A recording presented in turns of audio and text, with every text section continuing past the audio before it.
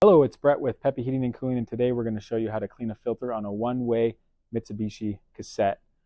These are the cassettes that recess into the ceiling like this.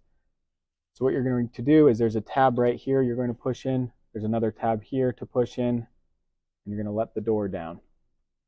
Next, you're going to take these two tabs here. You're going to push it towards the back until it pops, and then you're going to slide it towards you.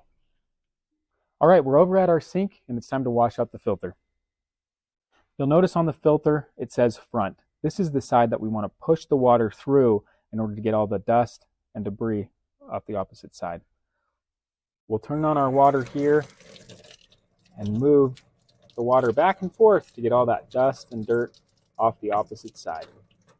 Do this until it's all clean.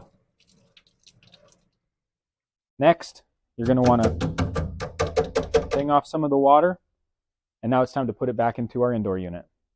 All right, now that we've cleaned our filter in the sink, it's time to put it back into the filter grill. You'll notice here it says front. That part goes up in the filter grill when we put it back in. You'll also know these two tabs that sit on the two white tabs that also have arrows inside of the filter grill. Place these in there, click it down, and then of course we want to clean both filters while we do this. And now we're going to just lift this door up until it clicks.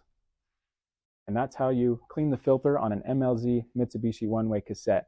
Just another tip from Peppy Heating and Cooling, Treasure Valley's leader in ductless heat pumps.